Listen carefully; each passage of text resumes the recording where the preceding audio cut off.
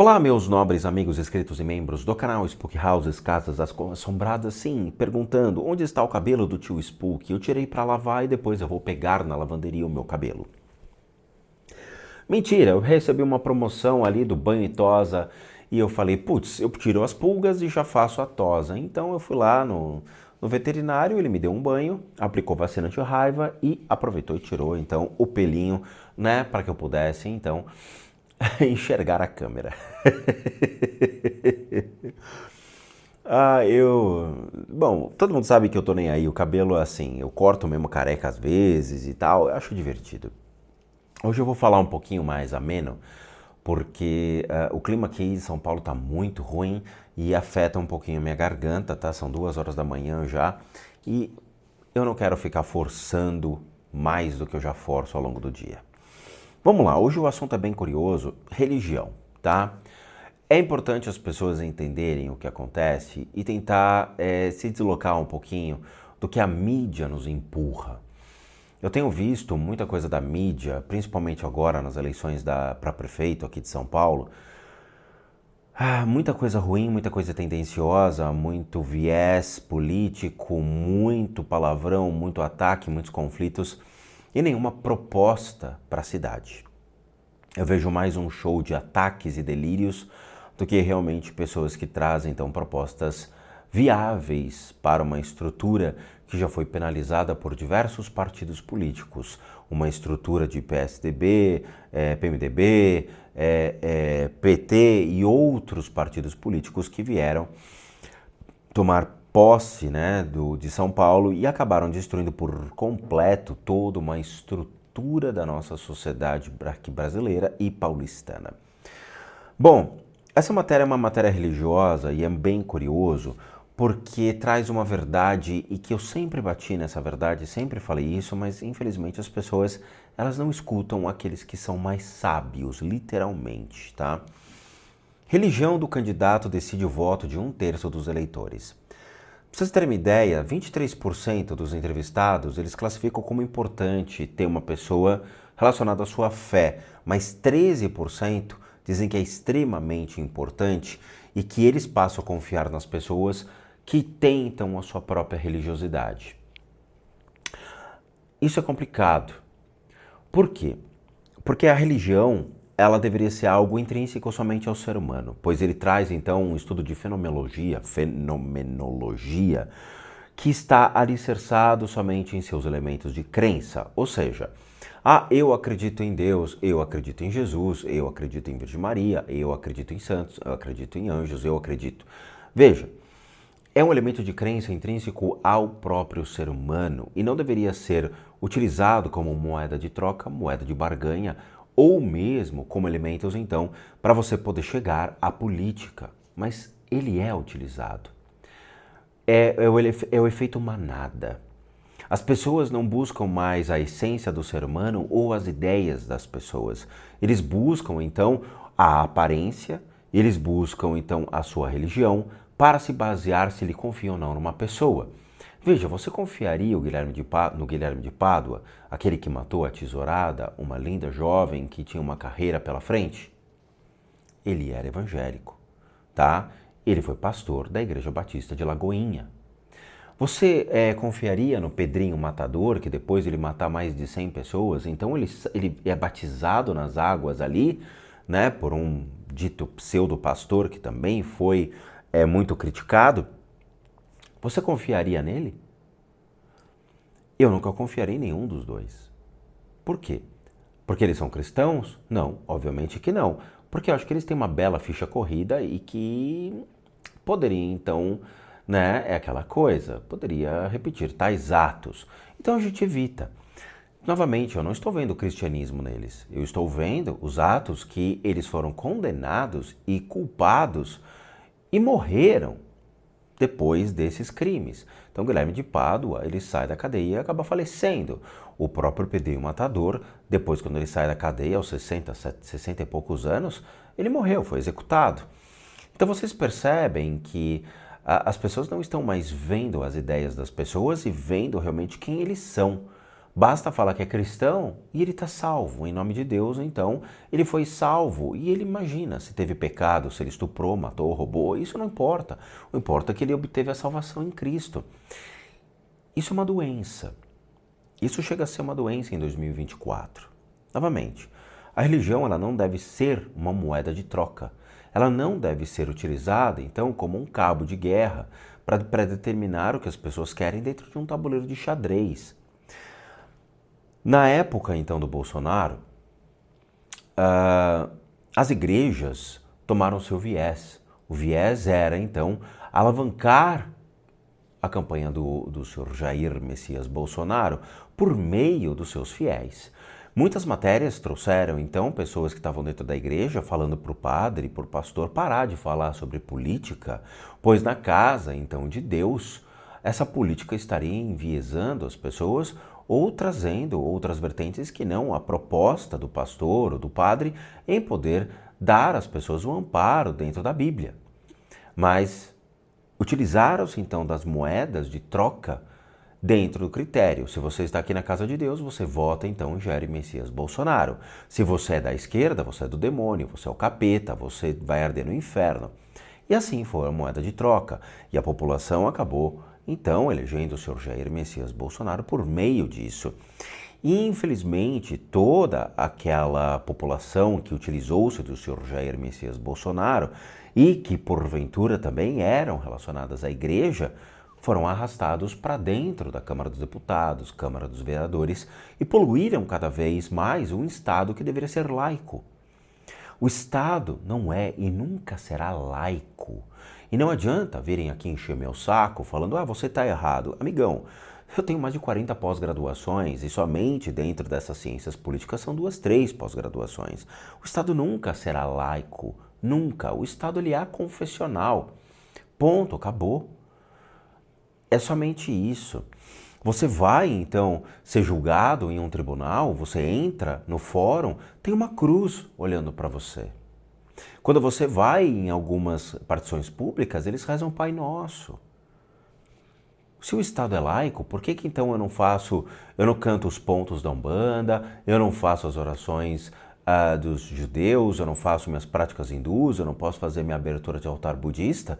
Não. Mas você tem que respeitar, então, aquele que está no púlpito, usando uma peruca loira, pregando homofobia, que é o que aconteceu. E, curiosamente, ninguém apontou o dedo para ele falando, amigão, sinto, o Estado é laico, você não tem o direito de ficar aqui fazendo seu proselitismo com uma Bíblia embaixo do braço. Sinto, deveria ser proibido levar Bíblias dentro da Câmara dos Deputados, ou dos vereadores, ou do Senado. Por que proibido? Porque as pessoas têm que discutir ideias e não falar que é dessa maneira porque está escrito na Bíblia. Não, querido. Usar um livro de 2.000, 3.000 anos atrás para defender seu ponto de vista é uma total imbecilidade. Em 2024, ainda querer argumentar sobre a existência ou não, se deve ou não, vamos questionar certos pontos, e que não faz diferença nenhuma. A gente tem que buscar ideias para uma população sair da sua miséria. Nós temos que buscar um amparo lógico para as pessoas por meio de ideias e propostas viáveis, utilizando-se dos recursos públicos, infelizmente, para poder tirar as pessoas dessa classe miserável e começar a dar possibilidades para elas poderem ter seu emprego, ter moradia, ter uma fonte de renda para que ela possa alavancar sua vida. Essas propostas, infelizmente, elas transitam no Brasil há muito tempo. O problema é, será que as pessoas têm interesse em colocar isso em prática ou elas ainda observam como moeda de troca isso? Ou seja, a pobreza ainda vai ser a moeda em ser relacionada como troca para que eu possa eleger novos deputados, novos vereadores. Veja, Cracolândia. Cracolândia nunca vai acabar. O Dória veio com uma proposta e não conseguiu. Outros vêm com diversas propostas, mas a Cracolândia é o maior ambiente de voto possível. Por quê? Porque as pessoas vão utilizar sempre da miséria observada para poder alavancar, então, suas carreiras políticas. É isso que eu falo para vocês dentro do princípio do ser todo mundo cíclico. Eles não têm interesse em combater a pobreza, uma vez que a pobreza é a sua própria moeda de troca em alavancar, então, votos, alavancar suas carreiras políticas. É surreal, sabe? Pessoas, então, que se amparam pela Bíblia e que ficam com a Bíblia embaixo do braço, entrando na Câmara dos Deputados e Vereadores, você não vê propostas reais, palpáveis, para, então, fazer alguma coisa para a população.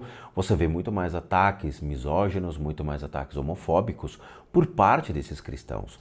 E, infelizmente, prova essa é um famosinho cristão aí que está se elegendo prefeito, então, de São Paulo e ataca os outros de uma maneira monstruosa, ao invés de trazer ideias e propostas, fica fazendo cortes, fica fazendo arruaça dentro de programas sérios, de entrevistas. Não traz propostas. É lastimável o que a gente tem.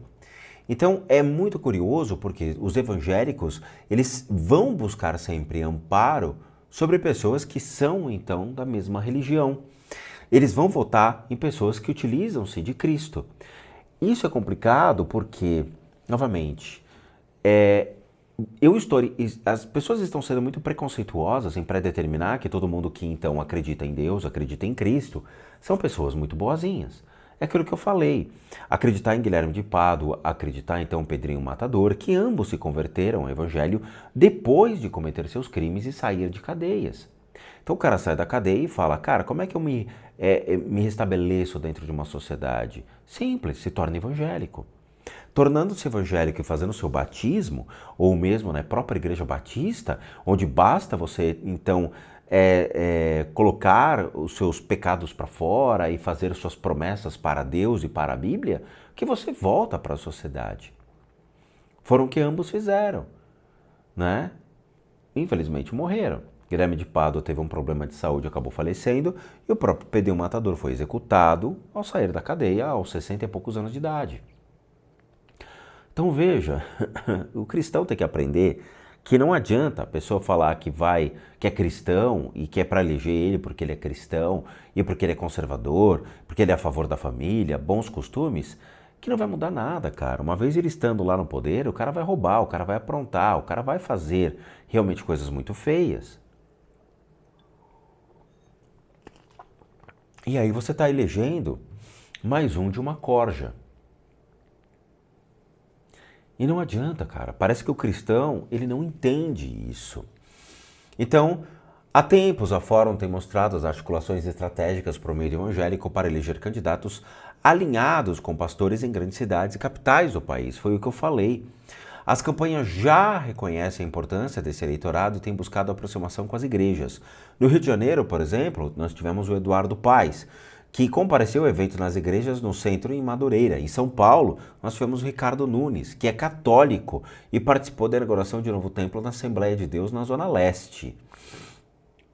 Novamente, né? A Assembleia de Deus católico vai para a igreja, mas nós estamos falando de uma ramificação. A Assembleia de Deus é um movimento neopentecostal que surgiu em 1910, por aí, que veio de um movimento americano para o Brasil como uma ramificação da proposta puritana, das igrejas puritanas, tá? Não, são coisas completamente diferentes. A igreja católica é uma coisa, a igreja evangélica é outra. O cientista político Antônio Lavareda, presidente do Conselho Científico do IPESP, então afirmou que o voto religioso sempre foi presente, mas acredita que apesar do crescimento desse eleitorado, a religião não será o fator decisivo nas eleições. Sim, vai ser. Sempre será. Sempre. Aí é que tá. Novamente, as pessoas vão voltar sempre àqueles que ele considera como um par importante, pessoas que trazem, então, esse princípio. Esse é um problema. Quem é e quem não é. Ah, o cara é religioso, o cara não é religioso. Nossa, o cara não acredita em Deus, então não vou votar nele. Tudo torna-se uma enorme moeda de troca, infelizmente. E é isso que a gente tem que prestar atenção.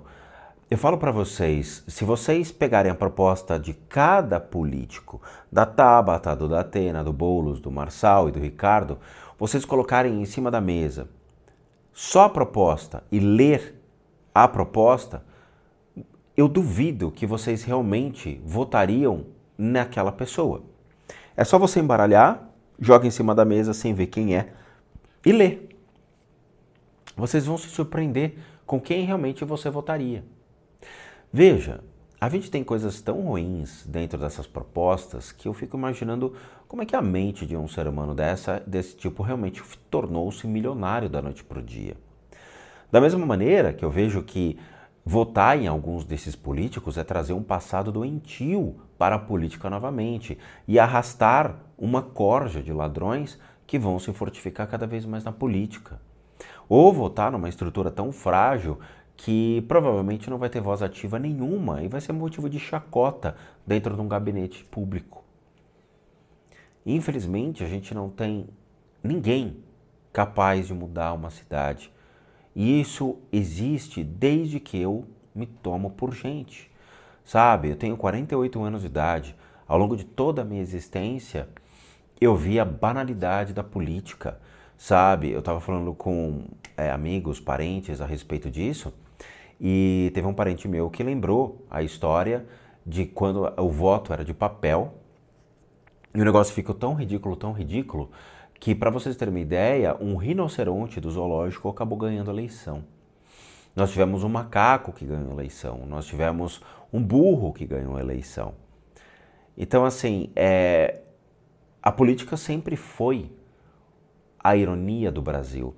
A política sempre foi o circo do Brasil. A política sempre tornou-se, então, um elemento destrutivo daqueles que realmente buscavam o bom senso, buscavam as ideias, buscavam a discursiva. Quando você pega os movimentos políticos desde a origem do ser humano, quando você vai para a Grécia e você vê os grandes filósofos discorrendo sobre o ser humano, sobre realmente as ideias, sobre princípios, sobre a forma de conduzir as cidades ali da Grécia, você vê como realmente elas eram interessantes do princípio político. Embora muitas ali acabaram tendo problemas de guerras e conflitos, não por questões políticas, mas por questões econômicas, por questões de falta de comida, por questões de invasões de outros povos e destruição por meio de outros povos, você percebe que toda a estrutura política, quando em teoria, ela é maravilhosa. Se você faz ciências políticas, você se apaixona. Se você faz ciências políticas e, obviamente, o direito do Estado, e você aprende bem sobre como o Estado funciona, você fala, cara, que coisa linda. É uma máquina que realmente tem uma força muito grande. O problema é um macaco dirigindo um Fusca. Você nunca sabe o que vai acontecer. Você não tem a menor ideia do que vai acontecer. Isso é a política no Brasil. É o macaco dirigindo um Fusca. Vai dar meleca. E é triste isso. Novamente, eu vejo que a política tornou-se, então, aliada novamente à religião e fazendo com que as pessoas passem a ganhar a sua notoriedade, alegando que são cristãos, que são católicos, que são religiosos, para tentar ganhar as pessoas e não necessariamente para fazer algo para as pessoas. Eu preciso de voto, vou fingir o que eu sou, vou criar um personagem, vou enganar as pessoas e ponto, acabou. É exatamente o que acontece no meio da política. Eu conheço muitas pessoas que na época do Bolsonaro, quando o Bolsonaro foi eleito, as pessoas criaram um personagem cristão para poder então ter a alavancagem na internet, somente na internet. As pessoas mentiram dizendo que eram cristãos e na verdade não eram, nunca tinham realmente se convertido em Cristo, mas foi um modelo para alavancagem dentro do seu canal. É muito fácil isso. Conheci uma figurinha que infelizmente acho hoje deplorável, mas que usava uma máscara e tinha um canal de terror. Ficava lá cagando regra, falando de terror, até o dia em que o YouTube soltou uma declaração dizendo que o uso de máscaras não ia ser mais permitido devido a grupos extremistas e de terroristas que utilizavam-se de máscaras ali para métodos de tortura na internet. Então publicavam vídeos ali dos povos árabes torturando e matando. E aí o YouTube falou, não é mais permitido uso de máscara. Ele rapidamente tirou a máscara, se converteu em Cristo e começou a alavancar o canal dele propagando, então, o Cristo. Eu falei, caralho, meu, ontem você era um canal de terror, propagava, então, coisas de terror, Satanás e tudo mais, e de repente, pela mudança do algoritmo, você já se converteu em Cristo. Não precisou nem do batismo, foi o algoritmo que te converteu em Cristo. E isso realmente aconteceu. Então você vê que a fé da pessoa, ela não é motivada por um ato real e verdadeiro. Ela é motivada por um grupo de interesse. Interesse econômico e interesse em poder. E infelizmente isso nunca vai mudar. A população brasileira, como diria o Emílio do Pânico, né, a grande maioria é classe A e B, analfabeta e burra, e vai sempre votar naqueles que são ou muito bonitos, ou que facilmente enganam as pessoas, ou que vêm com esses discursos dizendo, não, estamos cansados de político, vamos votar em pessoas ali que não são políticos, são pessoas que são empresários e tudo mais. Veja, o Dória pulou fora, não aguentou o tranco. O Dória não aguentou o tranco. Ele é um exemplo disso, de dizer, cara, a política é para realmente pessoas que têm sangue frio, estão inseridos dentro da política e que sabem fazer o jogo de cintura. Pessoas que não sabem fazer jogo de cintura, que são rígidos e rigorosos e vão bater naqueles que então estariam não colaborando, podem se dar mal. Então, assim, honestamente, hoje, vendo o cenário político, eu acho que está absolutamente perdido em todos os aspectos. Todos. E essa matéria só ressalta que a coisa só vai piorando, só vai piorando. O Bolsonaro foi um elemento de eleição dentro, obviamente, desse cenário cristão, onde as igrejas criaram um poder muito grande de manipulação dos seus fiéis, tornando-se então hábeis dentro do critério de predeterminar o que o povo e quem realmente do povo deve votar. No caso Bolsonaro e todos aqueles que estariam ligados ao Bolsonaro, e hoje ainda se repete a mesma coisa. Eu sinto muito. Eu realmente não sei o que fazer.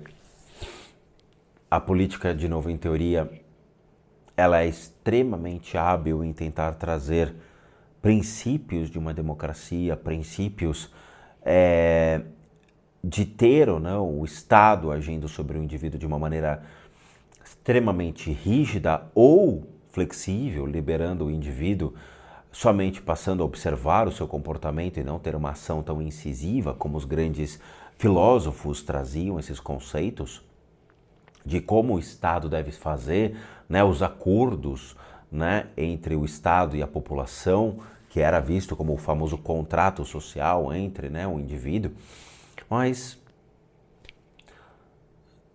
não sei. A política tornou-se algo muito feio de ser vista e observada, e os debates passaram a ser mais um filme de comédia pastelão, onde você tira o saco de pipoca e se diverte vendo as pessoas fazendo o seu circo.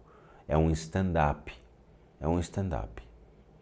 Eu sinto pelo Brasil, sinto por São Paulo, tá? Porque não dá, não tem como. Então é isso. Eu agradeço a todos vocês, obrigado por assistir o vídeo até agora. Como recadinhos finais, todo mundo sabe que eu, Rodrigo, sou um terapeuta, um psicoterapeuta alternativo, sou licenciado nacional e internacionalmente por institutos que me habilitam e me capacitam para que, por meio de técnicas complementares, a gente possa complementar a medicina e não substituir. Complementamos junto aos tratamentos das enfermidades física, emocional, mental, bem como as limpezas de casa e as análises de casas. É para aqueles que querem solicitar esse tipo de atendimento, devem encaminhar um e-mail para limpezadecasas@gmail.com e lá vocês vão obter todas as devidas informações, bem como seus respectivos valores. Sim, eu cobro por quê? Porque eu sou um profissional das práticas integrativas complementares. Para aqueles que querem ajudar o canal, nós temos 3 formas de donation: PayPal, seja membro e valeu. Os 3 encontram-se aqui abaixo, basta você clicar em qualquer uma dessas abinhas e vai ser levado a uma pagininha que você pode doar o valor que você quiser ou puder. E por último, o nosso site, casasassombradas.com.br, com muita coisa legal para vocês. Vejo vocês nos próximos vídeos e bons sustos a todos nós.